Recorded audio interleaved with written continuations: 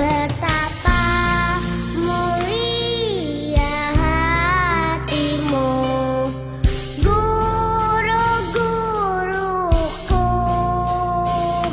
selalu sabar mengajariku, tulus ikhlas menyayangiku, tak pernah lelah mendidikku, tak pernah lelah membimbingku. SMP Angkatan 8 dari TK Pertiwatu Kulir. Saat ini saya bersama dengan Ibu Kepala Sekolah, Sri Suyati. Ya, Ibu Sri Suyati. Terima kasih atas waktunya. Hari ini saya ingin mengobrol sedikit dengan Ibu terkait dengan dilema etika dan rujukan moral. Jadi begini Ibu, dalam menangani sebuah kasus di sebuah lembaga, tentunya Ibu sebagai pemimpin di dalam lembaga ini pasti memiliki cara dan kriteria gitu ya. Nah, terkait dengan dilema etika, mungkin bisa sharing-sharing Bu, bagaimana cara misalnya ada kasus di dalam lembaga ini, bagaimana caranya Ibu terkait dengan dilema etika atau mungkin rujukan moral. Oh ya, terima kasih Ibu. Ini terkait dengan dilema etika atau ini sudah pernah kami alami di lembaga kami, yaitu di sekolah kami pernah ada anak yang berkebutuhan khusus atau ABK. Yang pada dasarnya sekolah kami tidak ada tenaga yang khusus untuk menangani ABK, akan tetapi sekolah harus inklusi ya Bu. Jadi harus melayani seluruh anak peserta didik tanpa membeda-bedakan latar belakangnya, sehingga anak tersebut kami terima, kami tampung. Namun setelah diterima justru menimbulkan permasalahan baru bagi sekolah kami, yaitu terutama pada saat kegiatan pembelajaran, karena anak tersebut ternyata sangat mengganggu kegiatan pembelajaran dan mengganggu anak-anak lain, sehingga kegiatan pembelajaran tidak kondusif dan tidak maksimal. Sebenarnya seperti ini. Awalnya tidak akan kami tolak ya Bu, karena ini merupakan hal yang tidak bisa dicampur dengan anak-anak yang pada umumnya anak-anak normal. Tetapi kami merasa kasihan pada anak tersebut apabila anak tersebut tidak kami terima, karena mereka juga mempunyai hak yang sama untuk bisa belajar, untuk bisa bergabung dengan teman-teman. Itu yang pernah kami alami di sekolah kami. Tapi anak itu tetap diterima akhirnya ya Bu? Ya, tetap kami terima selama 1 tahun. Ya, kami tetap berkonsultasi, kami tetap ada pendampingan dengan orang tuanya supaya bisa mengikuti pembelajaran, dan pelan-pelan anak tersebut bisa mengikuti, namun hasilnya ya belum maksimal sesuai dengan harapan.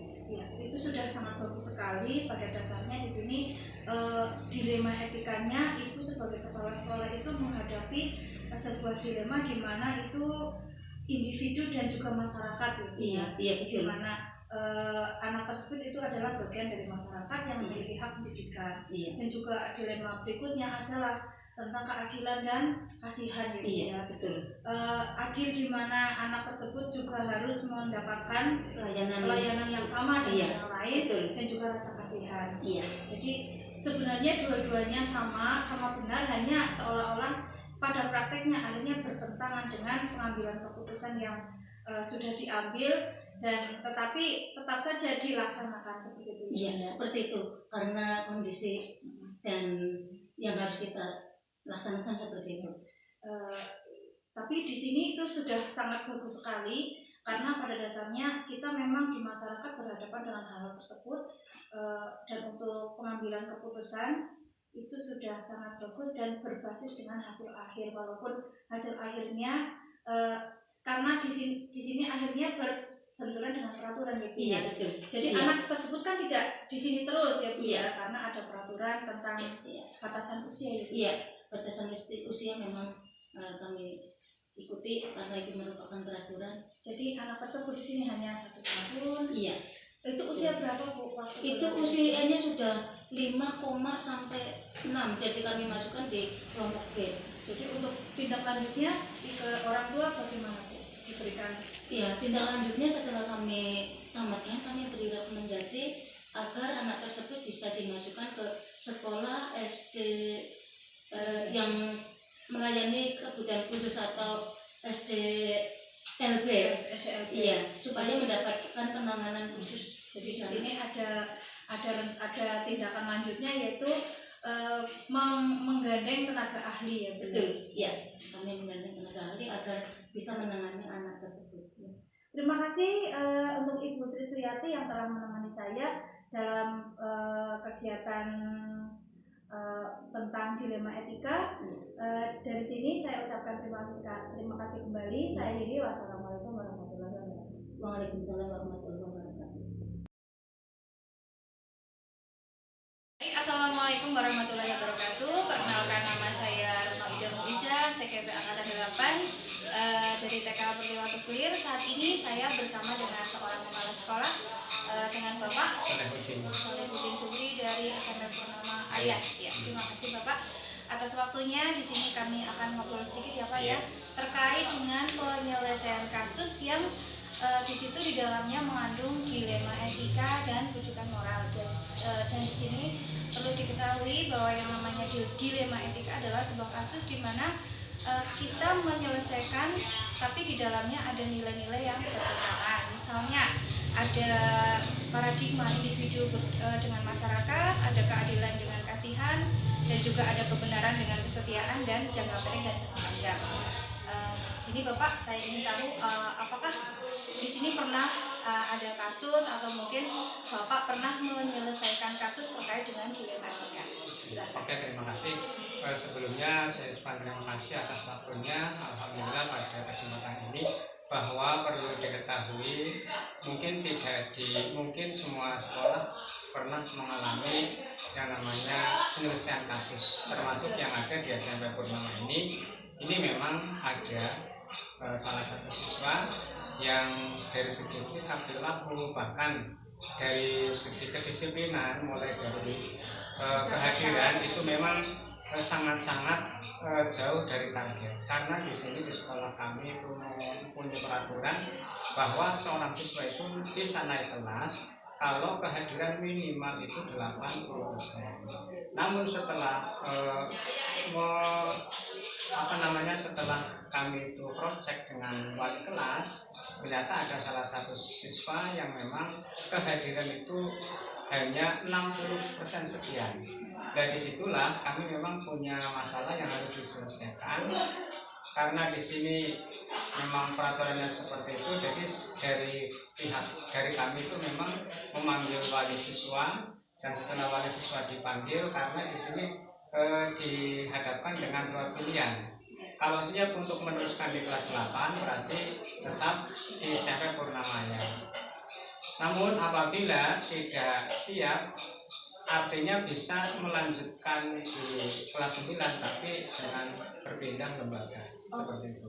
Jadi itu untuk pengambilan keputusannya jadi berbasis peraturan ya Pak peraturan, ya?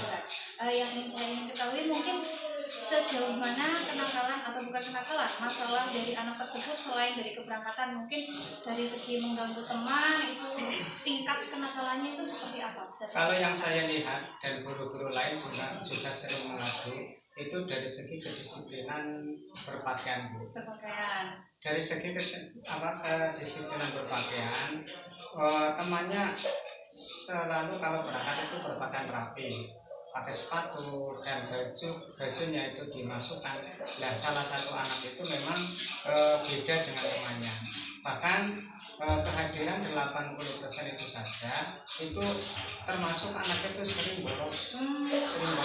Jadi belum dihitung dengan yang bolosnya. Belum dihitung dengan yang bolos. Jadi di situ memang kami ya sempat istilahnya panggil orang tuanya, saya panggil di sini, saya berdiskusi ya, karena memang adanya keberadaan anak itu seperti ini ya, sebenarnya dari pihak sekolah ya sangat-sangat menyarankan untuk bisa melanjutkan pendidikan di sekolah kami.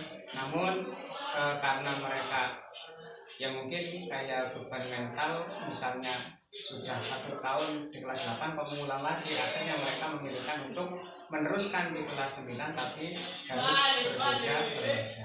Terima kasih.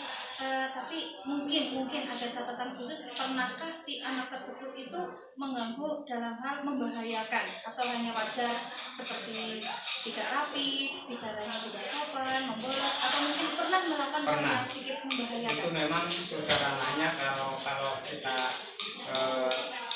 kita artikan itu ranahnya sudah ranah kriminal, karena pernah dalam teman satu kelas itu pernah menyobek jok sepeda motornya, itu malah sampai orang tua korban itu datang ke sekolah. Ya saya bersyukurnya dari pihak orang tua korban itu tidak menuntut harus diganti rugi, tapi ya menyarankan tolong anak tersebut dibimbing lagi biar tidak melakukan perbuatan yang memang bisa dikatakan sudah sedikit mengarah ke kriminal. Baik, terima kasih Bapak Solehuddin Subri atas waktunya. Jadi di sini dilema etikanya adalah individu dengan masyarakat dan juga